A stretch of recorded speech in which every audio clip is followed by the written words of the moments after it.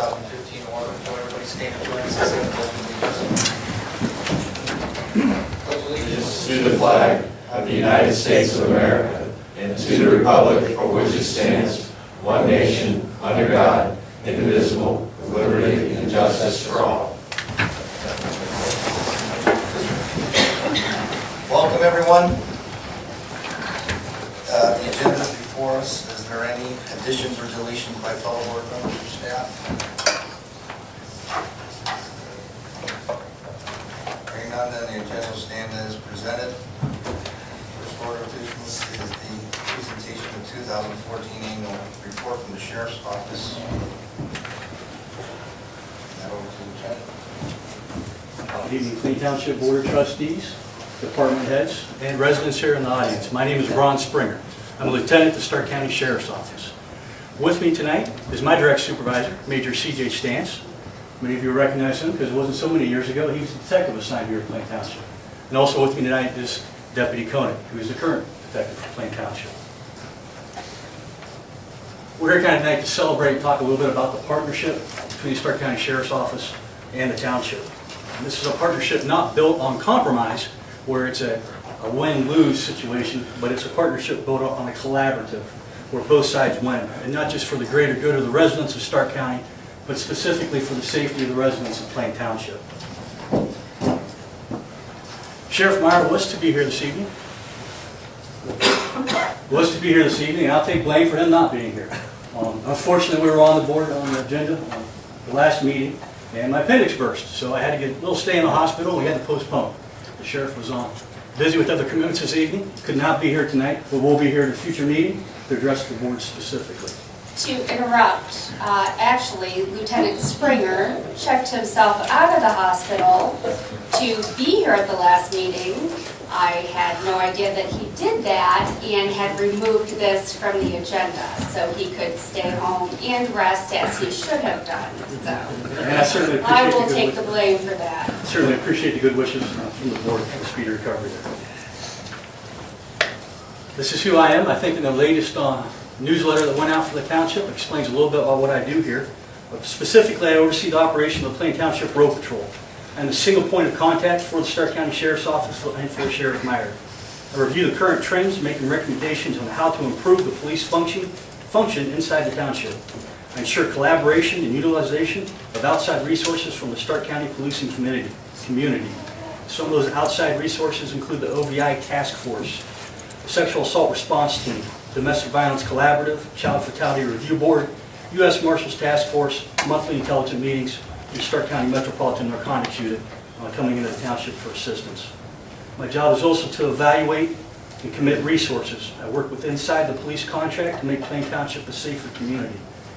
Plain Township's policing responsibility makes up 41% of the workload at the Stark County Sheriff's Office. Stark County Sheriff's Office is a primary police agency for approximately 77,000 people inside Stark County, and that is not including the 52,000 plus people inside Plain Township. It's not just an administrator role, but it's a working administrator role. It's boots on the ground. That means I'm able to go out and assist guys with the calls in the field. One of the things we want to do different from the past is introduce you to some of the officers that are assigned to the township. By contract through the Deputies Association, we have a bid period. So twice a year, the deputies get to bid where it is they're going to work at, whether it's going to be in the county road patrol area or in Plain Township road patrol area. If you look on the bottom row towards the right, the second guy to the left there is the Deputy Wedman. Deputy Wedman has 18 years of experience in Plain Township. He's been a police officer longer than that, but he spent 18 years inside the township. Two to his left, in the middle of the bottom row, is Deputy Steve Miller, 15 years inside the township. And I'm going to go directly above him, the Deputy Rebecca Green. So it says she was recently assigned here. She chose to come to Plain Township to help provide police services here. It should be noted that she's a prior Deputy of the Year with our office. She's investigated thefts totaling hundreds of thousands of dollars. She's handled burglary cases, sex offense cases, and arson fit cases. So just because you see somebody who has not been in the township for a very long time, they actually bring a lot of experience with them. Calls for service throughout the last 3 years. When we look at trends, we want to consider 3- and 5-year trends. There's really not a big difference here. It's pretty status quo throughout the 3 years.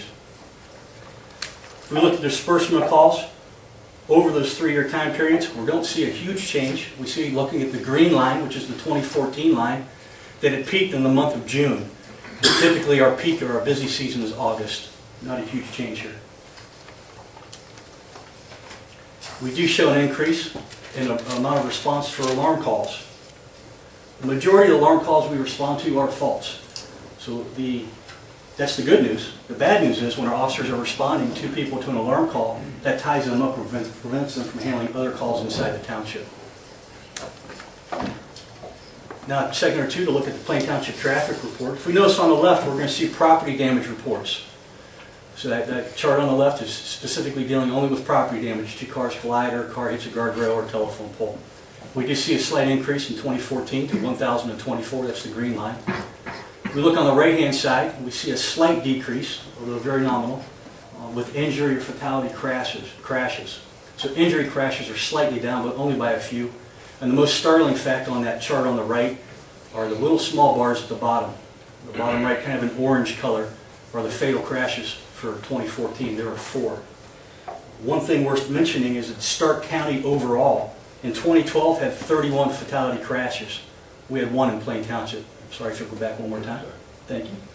In 2013, Stark County had 26 fatalities. Plain Township had 3. From 2013 to 26 fatalities to 2014, Stark County increased to 42 fatal crashes. Township increased by 1. They went to 4. So one of the things we have to ask ourselves is how many fatal crashes are acceptable? And of course, everyone here, the answer is going to be 0. They're not acceptable. So we need to do better in this area.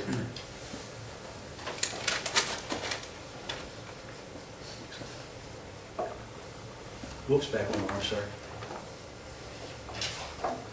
Traffic stops. The column on the left, or chart on the left, talks about the number of traffic stops. This is proactive patrol for the police officers and the deputy sheriffs out in the township. This is self-generated work. They see a violator, they see a dangerous driver, they pull them over. We've had an increase on the green column in 2014. That's a good thing. I'll tell you what's hidden behind the numbers here is that this is primarily due to traffic grant enforcement in the township. So it's not so much just the deputies out here on a day-in, day-out basis making more stops, but the Stark County Sheriff's Office has put a lot of effort and time into trying to make Plain Township a safer community and has donated a lot of resources to it, and that's really what reflects behind that 2,554 traffic stops. If you look over on the right-hand column, these are the number of citations issued. Once again, you have your 3 years. One of the questions you may want to ask yourself is if you look at that red column on the right, it says we had 1,988 traffic citations issued. If you look at the red column on the left, it says, but there are only 1,839 traffic stops. This is because some of these traffic citations come out of the traffic crashes and investigation of the traffic crashes that were mentioned previously. Working hand in hand with the other agencies, Plain Township Road Department continually puts out the speed trailer. They put out that speed trailer at over 88 locations. The reports we get from them are invaluable. I mean, they're tremendous. When a resident has a problem with speeding on a specific street and they're able to put out that speed trailer and give us the printout or the readout back, we then know what's the best time, the most effective time to put officers in that area. So we're not wasting resources, we're using them more wisely. And we have Deputy Koenig. He's the detective here at the township. He's a 14-year veteran with the Sheriff's Office. He previously served under a grant for Violence Against Women's Act. He's a domestic violence officer underneath that grant. He works well with the other deputies assigned to the township as well as those in the county.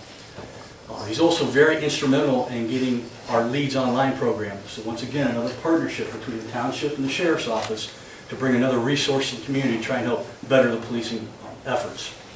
He attends monthly intelligence meetings, not only inside the Sheriff's Office, but with the agencies surrounding the Sheriff's Office. So other Stark County agencies meet on a monthly basis to talk about intelligence and what's going on in the crime in the communities. And as needed, he meets with outside county agencies as well, so surrounding counties. If you look at his assignment, what he did this past year, this is an idea of the case that were assigned to him. If you look a little closely at his case, a little more closely at his assignments, you're going to see that 54% of the cases assigned to him are property related. That's part of the reason why this Leads Online has been so important to us, and I'll touch briefly on it a little bit later here. 11% of the cases assigned to him dealt with crimes against the people. So if it was a theft from a motor vehicle, or a theft from a shed, or a theft from your house, that's a property crime. If it's somebody harming you as a person, then that's a person or people crime. Leads online. In the blue is a link, and hopefully this will be eventually up on the website. This link allows citizens of Stark County and Plain Township to go online. It provides them with 100 free entries. So if you have a fancy ring at home that means a lot to you, you can take a picture of that ring, you can enter a description of it and put it right in online, a secure site under your name. If you have a television or a laptop or something at home that you're afraid may disappear from the trunk of your car, once again, you can go in, take a picture of it, you can enter in the make, model, and serial number of it. So if something were to happen in the future, if it's a fire or a theft or a lost item, you then have your own archive at another location that's a secure site that you can turn over to your insurance company or turn over to the police agency for entry into a national stolen database.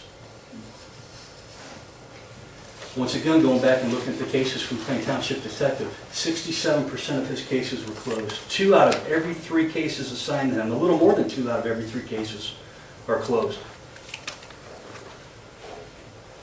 Looking at his monthly activity and kind of what's his peak or high spot of the year. If we flip to the next slide, we're going to see the blue is going to be the cases assigned to him, and the red are going to be the cases cleared by him.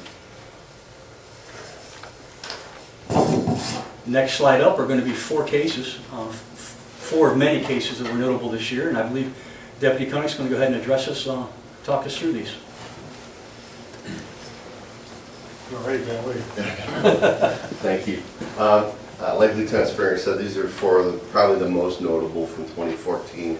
The first gentleman, Gregory Michael Smith, had broken into Edie's Fish House and stolen a safe. We actually recovered the safe and led to him being a suspect. The charges were actually what he was convicted of out of the investigation on that case.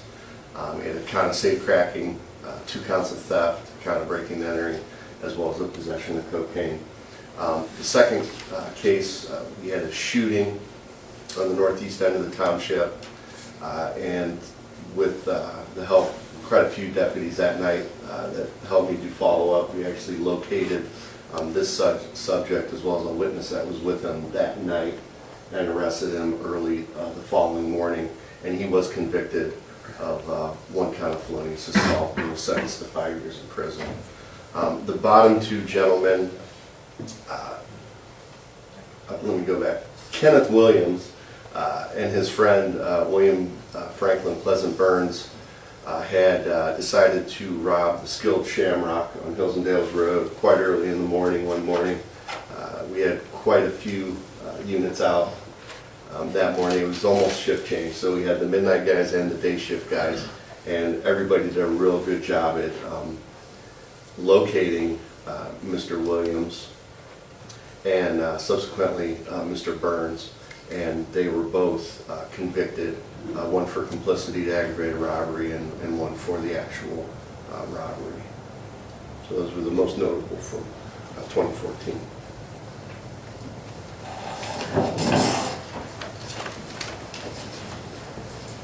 The township also pays a portion of the salary for the school resource officers. So I think it's important for the township to understand the work that these officers do.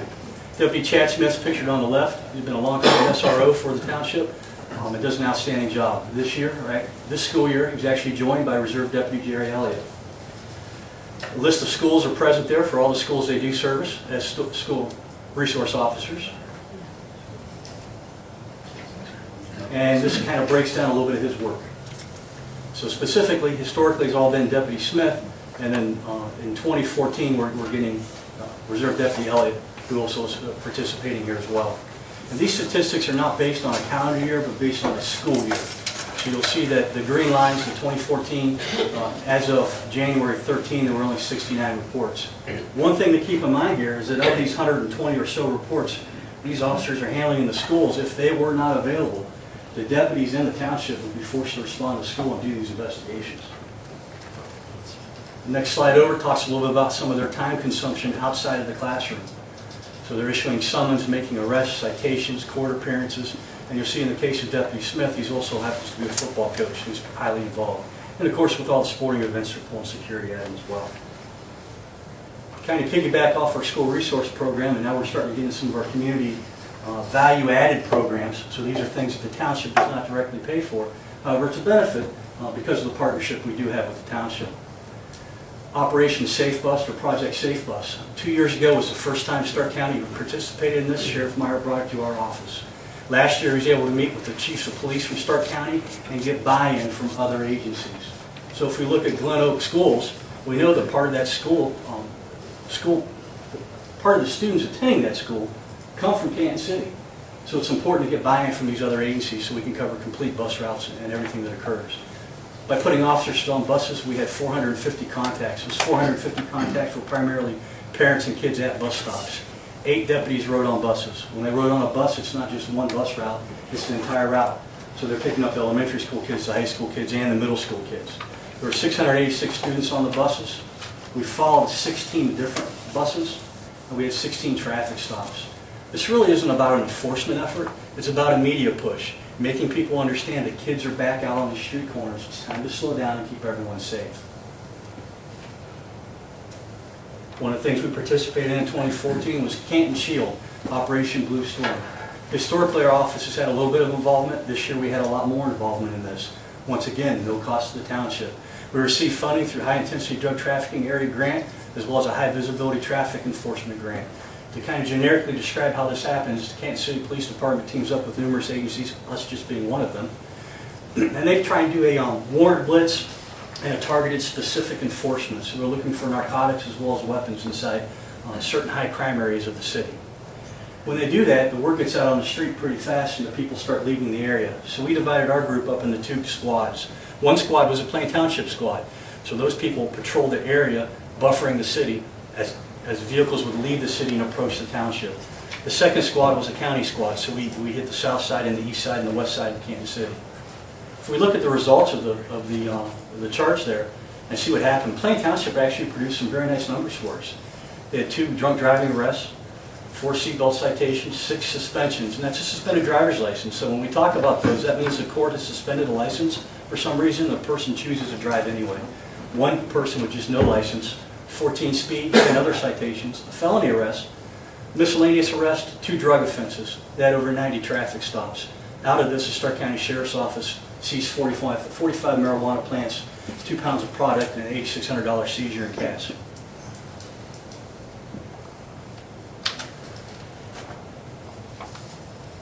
The Sandra Oldfield Memorial Checkpoint. This was a part of the national kickoff for Drive Sober, Get Pulled Over campaign. National kickoff. That's pretty huge for Plain Township, for Stark County. And this was the leading factor inside. This was the event for Stark County's OVI task force. Top left picture shows multiple public safety officials. Many different agencies. On the right-hand side, you can see a lot of the FD was present as well.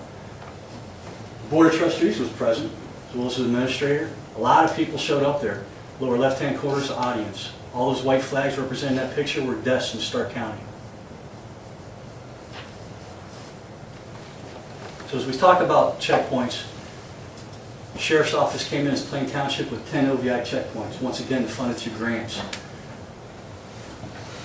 Out of those 10 checkpoints, 2,846 vehicles were checked.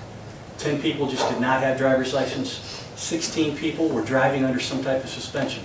It means a judge or a magistrate told them not to drive and they chose to anyway.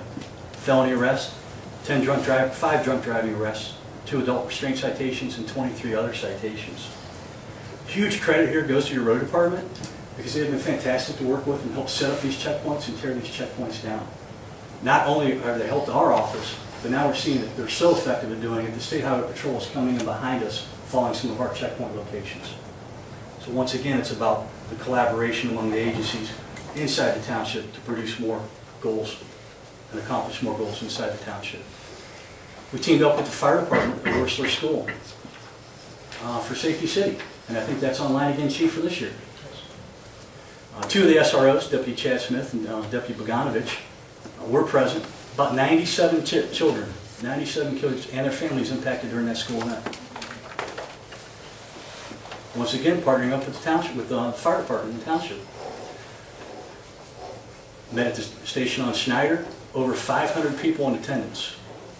30 interactive safety stations for the kids. A lot of literature handed out trying to keep kids safe. And down at the bottom, you're going to see CompuKid program.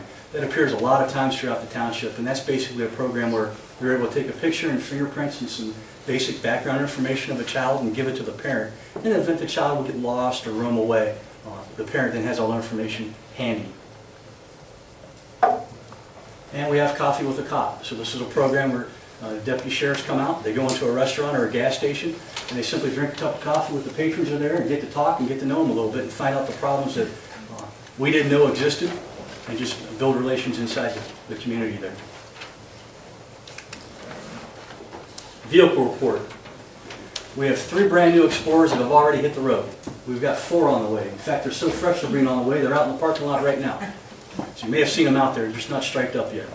We have 3 relatively new Chargers, 2012 through 2013 models, and 13 Crown Vics from 03 through 2010.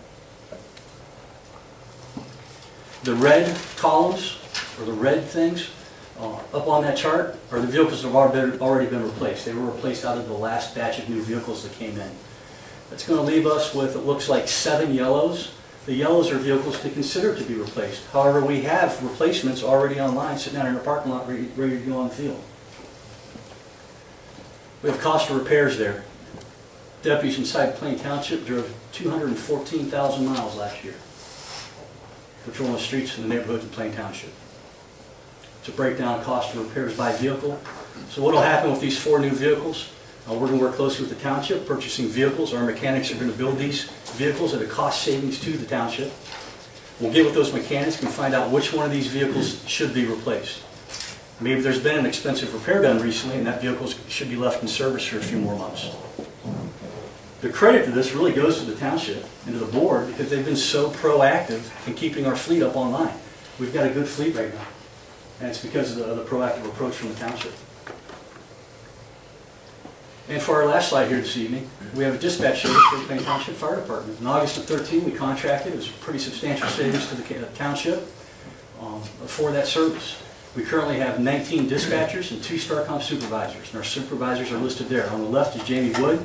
He's a supervisor, and the assistant supervisor's on the right. It's Holly Paul. They've dispatched in 2014 approximately 4,611 calls for the fire department.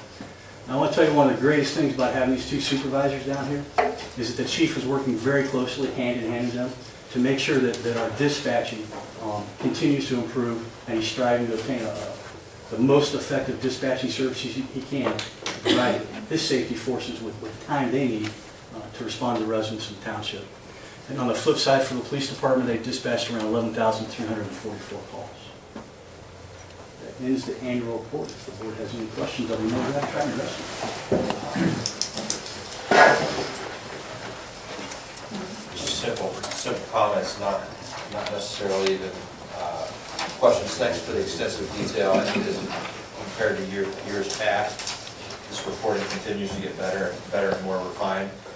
And I know quantifying this for the sake of the board has always been there, but then helping our constituents and so forth better visualizing just through some of the charts and so forth helps, and especially the component of introducing who the folks are that are cruising our streets, because a lot of folks will go,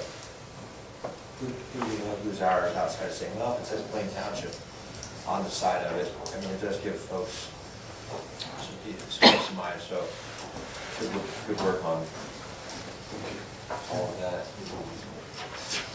And quite frankly, thanks to the public for providing funds that allow us to partner with the sheriff's office at literally a fraction of the cost of having our own department. I think we would spend about $1.6 million without the dispatch piece, a little more than that once you add dispatch in. But to put that in relation to any other political subdivision of our size and call volume, realistically probably Jackson Township, and I think we're about a SIP for 7. So 1.6 versus say $7 million. This is the most fiscally responsible means for delivering safety services to this township, bar none. And we've got the highest quality personnel I'm confident of. in our streets. So thanks to the taxpayers for providing us with the financial resources in order to get a contract. I just want to say, I think the addition of Lieutenant Springer as a supervisor for Plain Township has been phenomenal. It's just what our Plain Township force needed, to have that one point person for the township to call, to know exactly where to go to have you here at the township, so that on a daily basis, you and I can communicate. We can plan the needs of the sheriff's office here in Plain Township has been a benefit for the entire community. And then to have our detective here in Plain Township, we have residents on a daily basis that come to the township, and to have them stay here in the township instead of drive all the way to the sheriff's office is a huge, huge benefit for our residents. So I think that's been a great addition. Yes. And Mr. Gevasis also, let me just add, the collaboration we have with the road patrol, helping us out on calls, whether it's accidents, whether it's home, residential areas that we respond to, or commercial areas. Those guys are always willing to help us out, and we certainly appreciate that. And along with Detective Koenig too, helping us with some cases, some possible arson cases that we continue to work on. We can't express our appreciation to you guys too, helping us out and trying to solve some of those cases. Thank you. I'm just going to briefly, I didn't want to interrupt him, but on behalf of Sheriff Meyer again, he went to apologize for not being here tonight, and I think he talked to Lisa to set up a time that he can get back here to the township. And as you know, things have changed in our office. I think Sheriff Myers raised the bar when it comes to what he expects, and as you see just from the presentation, that will continue to grow. He's excited to continue to grow with the township to provide the residents with the safety they need here in the township. So again, he thanks you guys and apologizes for not being here tonight.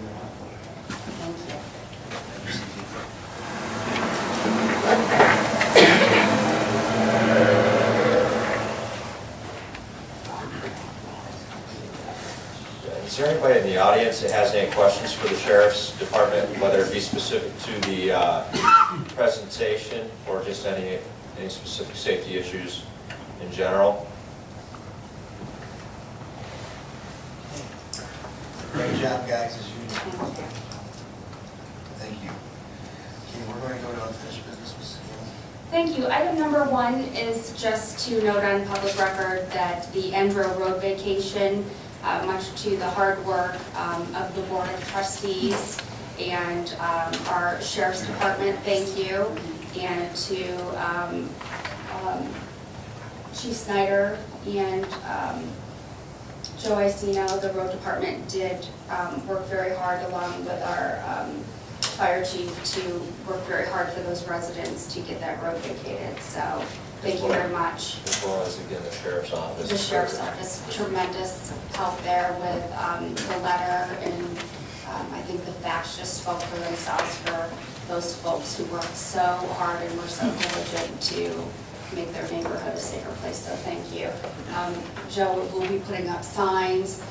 We're working on proper communication to make that vacation safe and try to make it a smooth transition for that neighborhood. So thank you very much to everybody. Item number 2 is a resolution by the Board of Trustees to amend resolution number 15-126. Also move. Second. Any discussion? Hearing none, roll call, please. Mr. Hawes? Yes. Mr. Lino? Yes. Mr. Gevasis? Yes.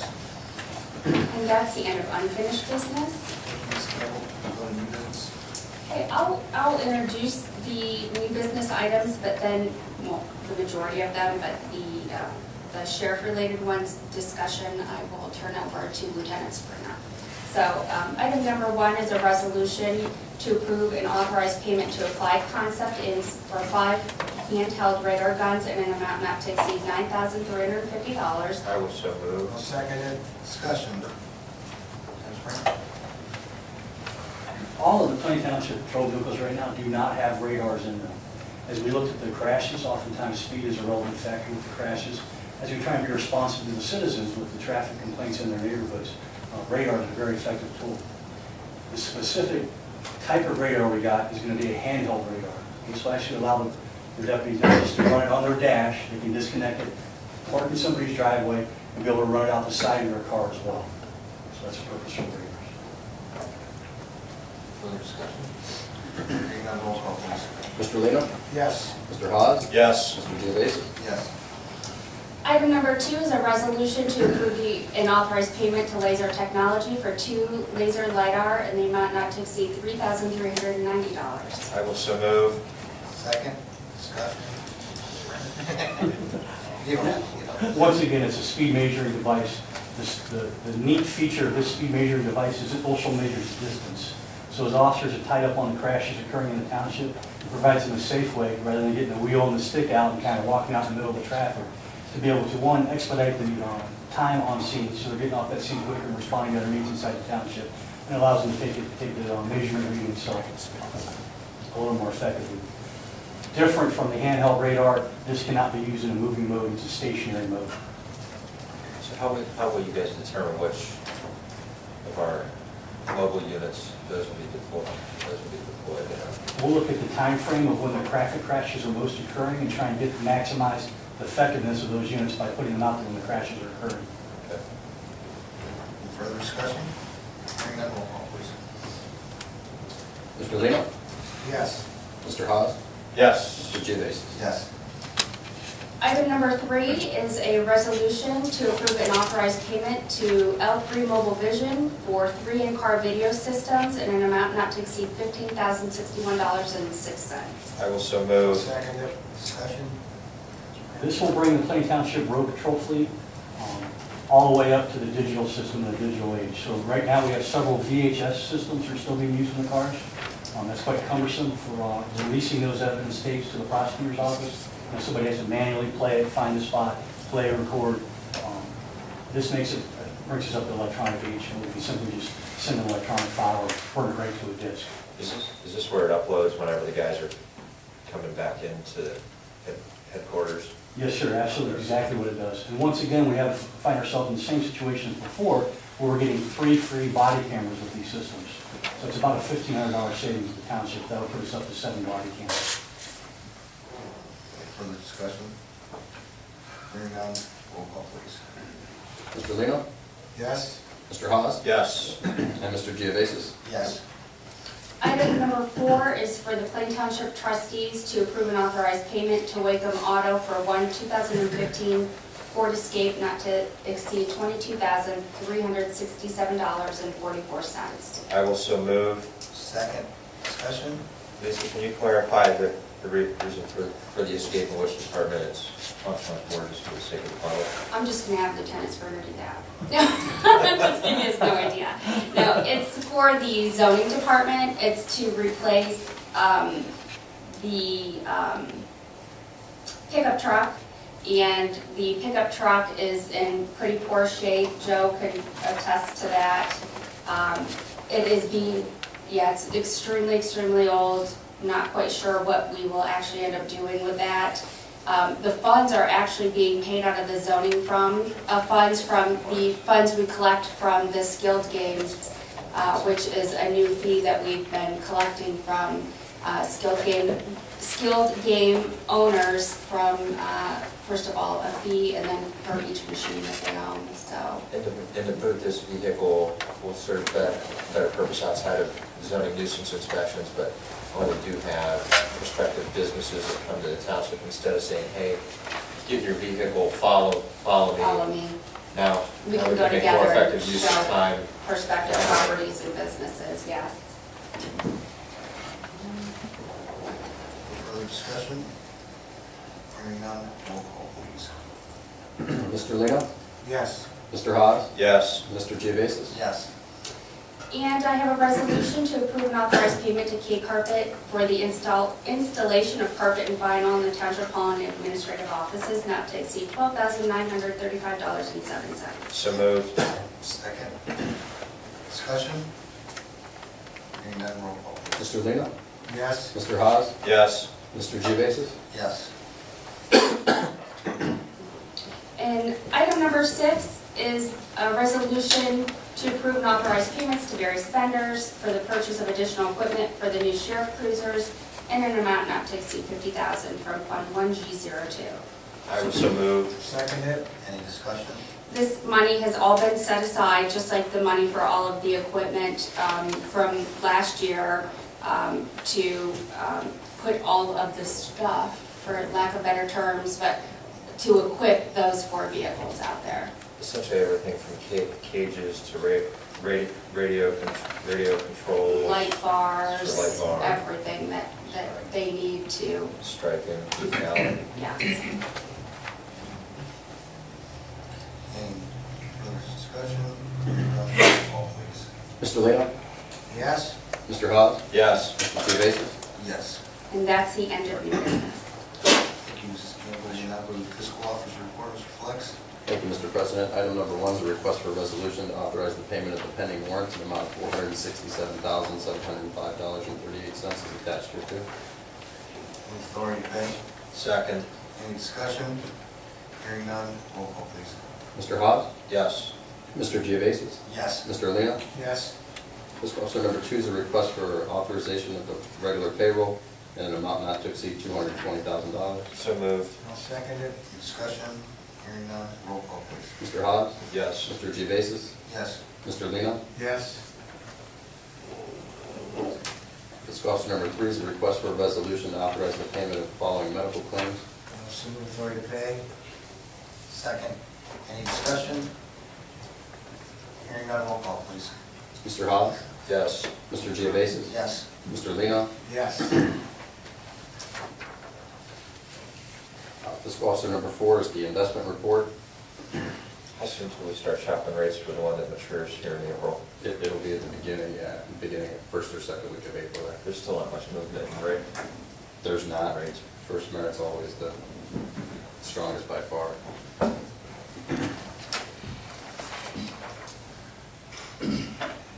Five.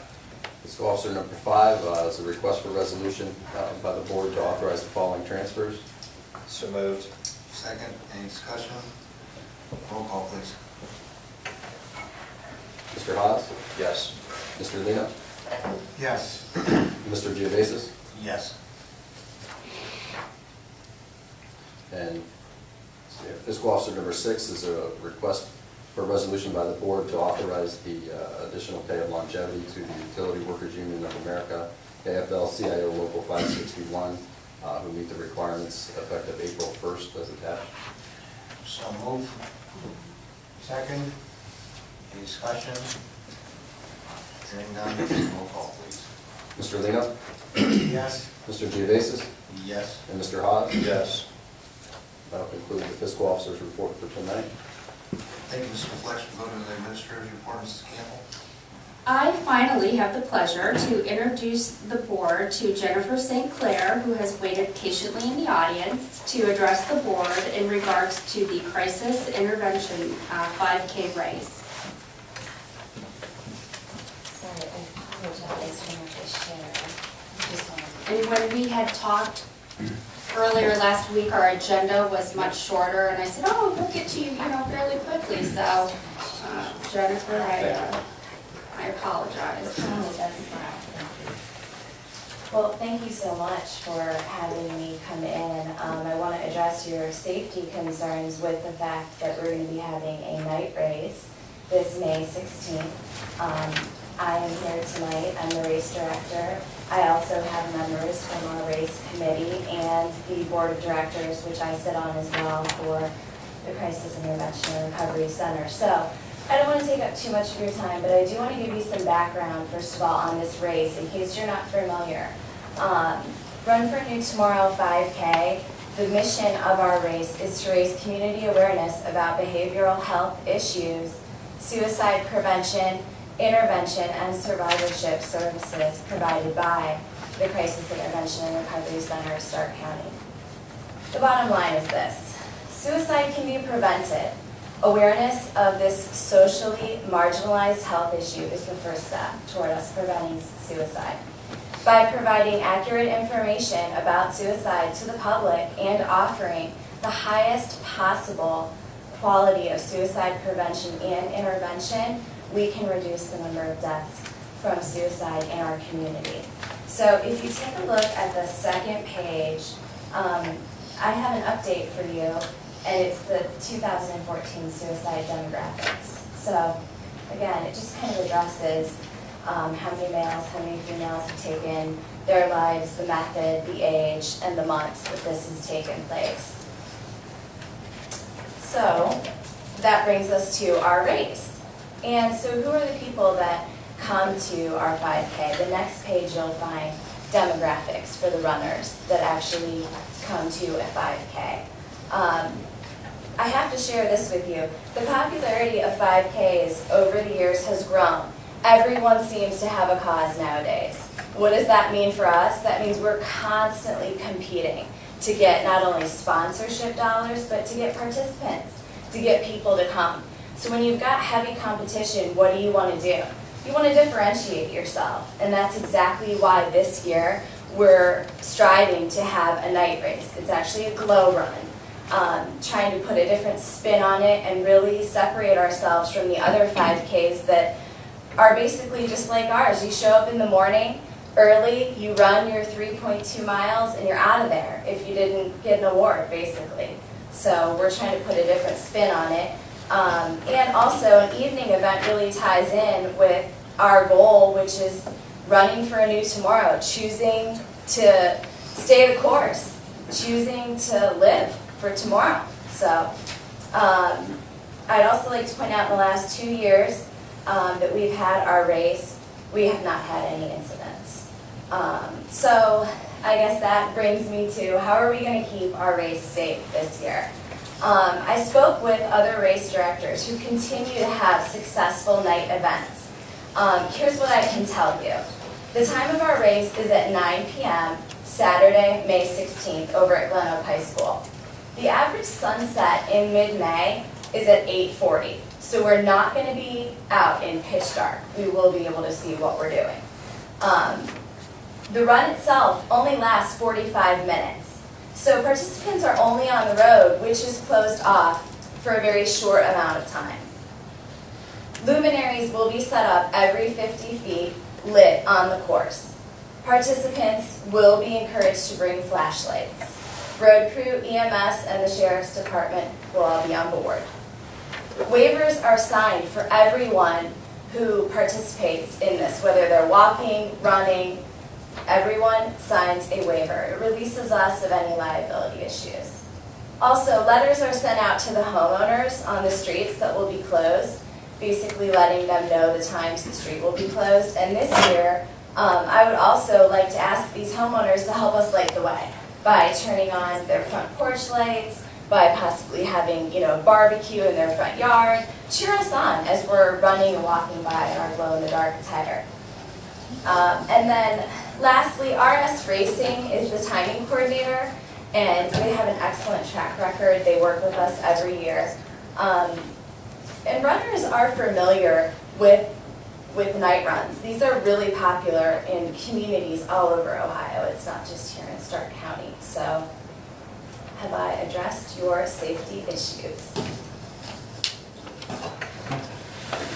So you have a copy of an actual diagram of the course route? It's the same course as we run past 2 years. Yeah, it's the exact same. It's actually on the website. I don't know if you are online right now, but you can go to runforanewtomorrow.com. And there should be a tab up at the top right. You'll click on it for information, and it'll show you the course. Each of the overnight Snyder to Woodcrest, to Grove, to Morales. So essentially, Back east. got it.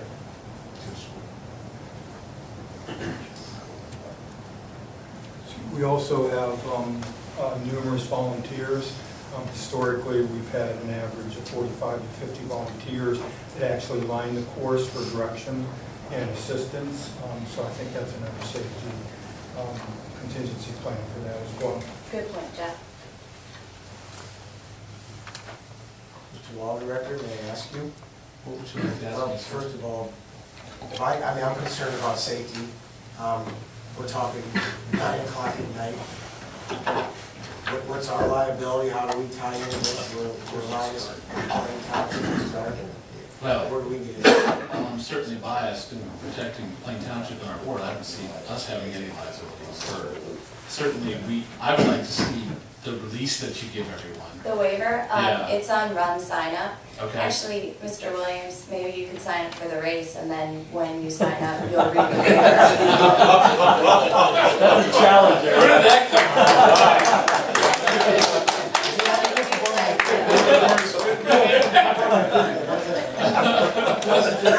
Okay. Hey, if you run it off, Joe and I run it. All right, what's the deal? What was it called again? Go to runsignup.com. I say yes because of that. I don't know about that, The 45-minute. The waiver is on run sign up though for you, Okay, so. thank you. But if you want a copy though, seriously, we can always email you one. Okay, but great. that's awesome. Yeah, but I don't see us as having liability for runner's injuries for that. The only thing that would concern me would be anything that comes out of what we're specifically doing with our safety forces, with our road department, those kinds of things. And we've had several races that have gone through here. This isn't anything new to us, certainly, so. The other thing, just to add, what we do is, and the deputy's been great for the past 2 years, there's a lead vehicle, and there's a vehicle that brings up the rear. And people are constantly patrolling. We have an EMS squad there. And again, it's a partnership too with the Stark County Sheriff Department as well.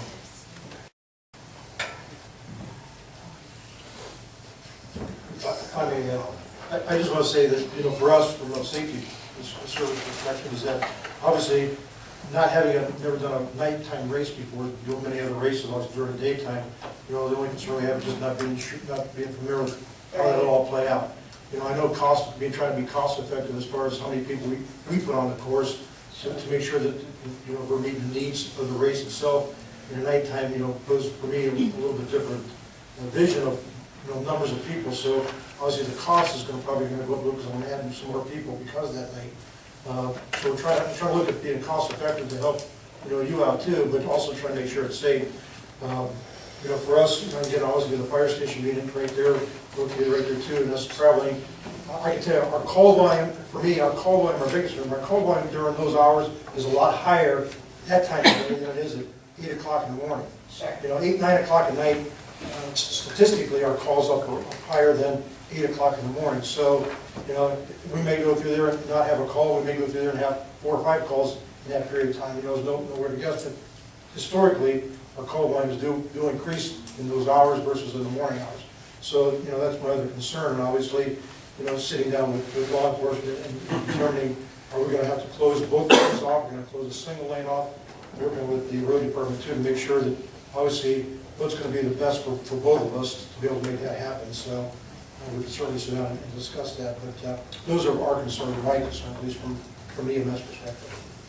Do you think, Mr. Snyder, that we can just come to an agreement on it? Do you foresee there's going to be an issue with the lane closure? Again, not knowing what maybe law enforcement has as far as road patrol and patrolling those roads at that time of day for traffic too.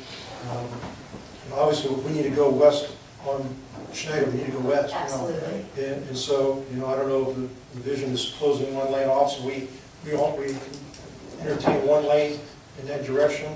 And Chief, we would completely close the roadway. Okay. And, obviously, again, we're going to work with and communicating with whoever's doing patrol out there, making sure that we are only open there because we have the traffic direction. But I don't see it as a problem, just a concern. Make sure we're all working together. And you will cover all the homeowners, they're all going to be notified? Yes, sir. Every year they get a letter that lets them know in the morning that their street's going to be closed for a certain amount of time. So it'll be the same letter, only this year we're just going to really encourage them to help us light the way and get involved. Maybe our departments that are involved, I know Jackson Township does the glow race also, so I know it's at the same hours, and it's during their community fest, which is also high volume. So maybe if, we kind of talk to them, because And it's right by their station too, to see how they handle that, because I know with the community festival going on, there's a lot of calls, and somehow they, manage that glow race. We just see maybe what they do and get some input from them. That's a great idea, Lisa, thanks. Anything else? Do you have a problem with adding us to the release? You've got plain local on here, I notice. No. Okay. Are you Maybe signing up? What's that? Are you signing up? Listen, if I sign up, you're gonna have to extend that 45 days. But yeah, I'm on my page your reference. Yeah, if you tell me what you want it to say, we can definitely, I think, right, Jeff? You will clear it through. We can Okay. clear it, yeah. Okay, great, thank you. Okay, thank you. Anything else? Thank you. So you would- 0.0 standard. You would just prefer Plain Township Board of Trustees be added to that? Yeah, just that right where you've statement? got it here as you Like listed that. some entities, exactly. Yeah, thank you. And then, Jennifer, when you do that, if you want to email that to me, and then I'll communicate with Eric and we'll be set. Okay. And then you folks certainly don't have to stay for the rest of the meeting, unless you want to. Thank you, thank you so much. All right, thank you. All right, item number 2, Board, you have before you a motion and a resolution to, under the Home Rule Resolution, Chapter 504 of the Ohio Revised Code, to adopt the following regulation of the transient vendor policy.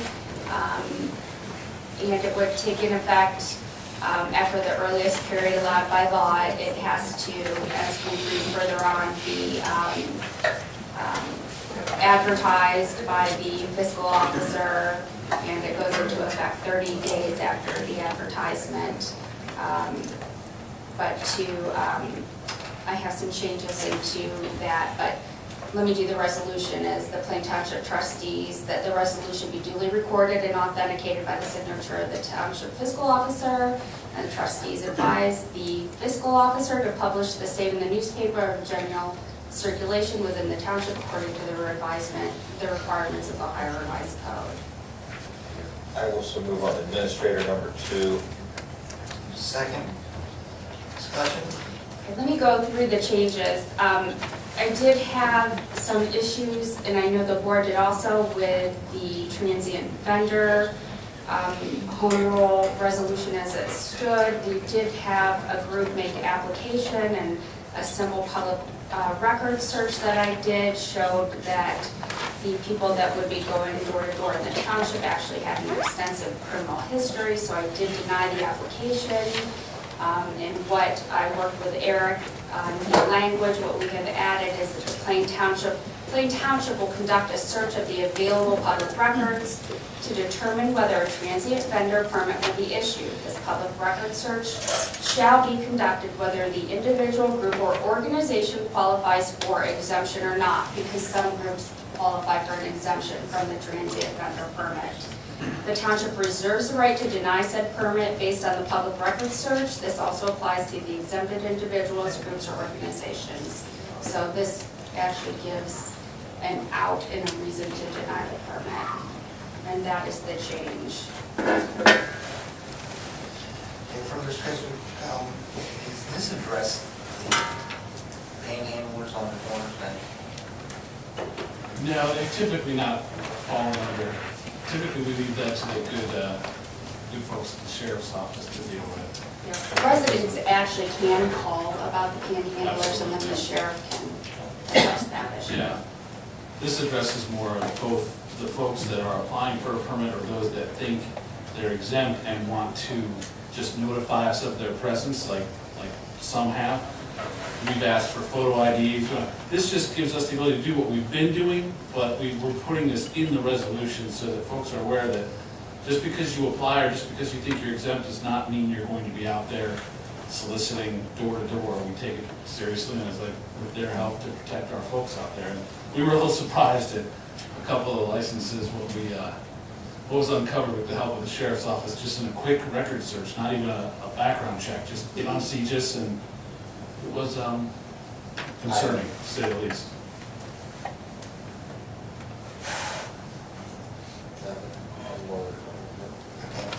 No further discussion? Mr. Lino? Yes. Mr. Hawes? Yes. Mr. Geovasis? Yes. And item number 3 is a proclamation recognizing Brian David Kiefer for 25 years of choral excellence at Plain Local Schools. We don't really have to move on that, do we? Nope, just this evening, I'll just need you to sign that. And that is the end of the administrator report. Thank you, Lisa. For the fire department report, Chief Mayor. Yes, Mr. Chairman. Item number 1, just an FYI, I was hoping to have some more information to be able to do a resolution, but purchasing a furnace, station number 2, that's going to be for a dorm. Just to give you some history, that furnace is a rooftop furnace right now. It was put in mid or early 80s, and after inspecting it, it's going to need to be replaced. And while we're going to be replacing that, I want to relocate that so it's more accessible for maintenance purposes. Right now, you have to go through a scuttle hole, go across the flat roof, and then get to the air conditioner. Obviously, there was a pitch roof put on after that. It was put on in the early 80s, so accessibility is pretty limited, and changing the filters and everything else. So I'm looking at obviously putting a new furnace in and looking at in the same area where our current other furnaces for the rest of the building. So I did not have good additional quotes and price right now, but we're looking somewhere around the neighborhood of $5,000 for that furnace. Plus, I had to breach a wall, run duct work, and so forth. So that's what I'm kind of looking at right now, cost-wise. Just did not get enough information to move forward. So by next meeting. I'm hoping next meeting. Item number 2 is a resolution to extend an offer of employment to Scott Kelly for the position of fire safety inspector probationary, contingent upon his successful completion of the Township medical physical examination. I will so move on fire number 2. I'll second it. Any discussion? Roll call, please. Mr. Geovasis? Yes. Mr. Hawes? Yes. Mr. Lino? Yes. The last item is just another FYI, working on getting some pricing right now for a generator at that station. It's the only fire station we have left that doesn't have a backup power source, and that's school and I are working together. I know that Adams has been out and give us some pricing on that generator, and actually the ones that they're looking at may be more of a residential style generator versus a commercial because of the usage of wattage based on their report that they received for the last 3 years. They feel that probably a high-end residential generator would be sufficient based on the usage of that station. But I'll have hopefully have a resolution and more quotes available at the next meeting, but just to let you know that that was going on. That's all. Thank you, Chief. Go to the road report, Mr. Iacino.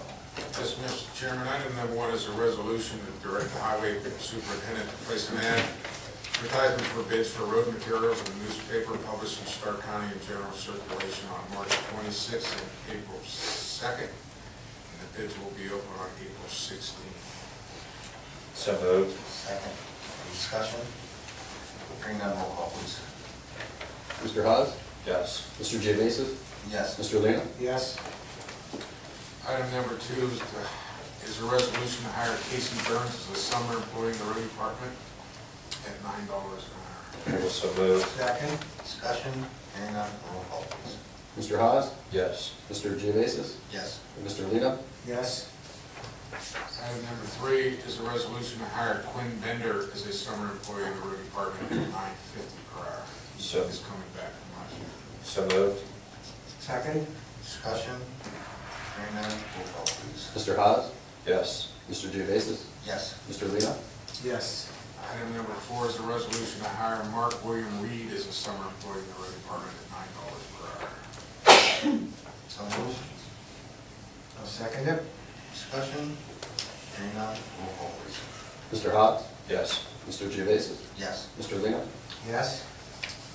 Item number 5 is a resolution authorizing the purchase of gasoline, oil, and diesel not to exceed $20,000. So moved. Second. Discussion. Hearing none, roll call please. Mr. Lino? Yes. Mr. Geovasis? Yes. Mr. Haas? Yes. Thank you, Mr. Chairman. Mr. Iacino, we'll go to the parks. Thank you, gentlemen. The first item on the agenda is a resolution to authorize payment to CR Kurtz Heating and Cooling in the amount of $3639.53 from Fund 14A06 for the replacement of 4 box heater motors for the tube heating at Diamond Community Park, which we had replaced last month. I will so move.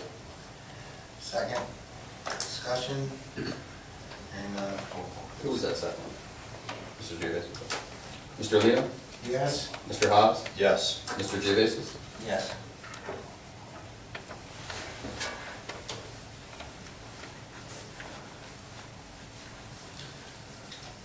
Item number 2A through G is to authorize entering into 1-year maintenance contracts with trades contractors. Listed here, I spoke with our other department heads about their needs as well as my own, and assessed admins, and these companies fit those needs and those price points. So move on 2A. 2A through G. Second. Discussion. Hearing none, roll call please. Mr. Lino? Yes. Mr. Haas? Yes. Mr. Geovasis? Yes. Item number 3 is to amend the resolution from last meeting for the hiring of seasonal Taylor Ball as opposed to Taylor McRae. Same person, different name. I'll second that. Discussion. At this point. Roll call please. Mr. Lino? Yes. Mr. Haas? Yes. And Mr. Geovasis? Yes. Item number 4 is to authorize payment to Century Equipment for Turfus MVP surface, which is the infield topsoil for our ball fields to prepare for the season. So moved. Second. Any discussion? Hearing none, roll call please. Mr. Lino? Yes. Mr. Geovasis? Yes. Mr. Haas? Yes. Item number 5 is a resolution to remit payment to Pioneer Manufacturing Company for all of the field paint and aerosol paint we use on our sports fields for the season. So moved. I'll second it. Discussion. Hearing none, roll call please. Mr. Lino? Yes. Mr. Geovasis? Yes. Mr. Haas? Yes. Item number 6 is a triplicate of announcements. Event announcement for this coming Saturday, the 8th annual Easter egg hunt at Diamond Community Park. Anytime from noon on, we will be there with the hunt beginning promptly at 1 p.m. There will be a visit by the Easter Bunny, and CompuKids program that Lieutenant Springer had mentioned will be on site and doing that service for children. So we're very excited again to partner with the Sheriff's Department and office. I apologize, I know it's office. I said it wrong. For this coming Saturday, dress warm. The temperatures are not looking great. It's not going to snow, is it? The second announcement for... You guys always bring that word up and it snows. Let me say Yeah, it that's so right. it's dry. I'll take it back. Scott, you talk. Don't ask me, please. The second announcement is to remind folks, our supper market season begins Saturday, May 18th. From 2 to 7, we have a 10 to 12 gourmet food truck roundup. Garnered a lot of excitement last season, so we're excited to have it back. And finally, the one I'm most excited to announce, as of 1:35 this afternoon, we have secured grades 5 through 8, a national organization with a region, Mid-East, Eastern region football tournament for national underclassmen sports. They'll be on site November 13th through 15th. It's new business, it's not been here before. It's a huge win. It's definitely, I think it just further substantiates the decision this board collectively made in the direction we took with expanding upon programming and diversifying the use of our parks in order to avoid, any consideration going to the public for a parks levy through bringing events like this in. So keep up the good work. Thank you. We are able to collect a percentage of the parking, total concessions, a per game fee, and then a vendor fee for any outside merchandise vendors that come in. So it's a big one. They'll be here for 100 total games over 3 days. 100 games. Yes, grades 5 through 8, 32 games a day plus 4 championship games. The presumption is obviously grades 5, 6, 7, 8 will have a championship game. It'll be 46 to 60 teams. Okay.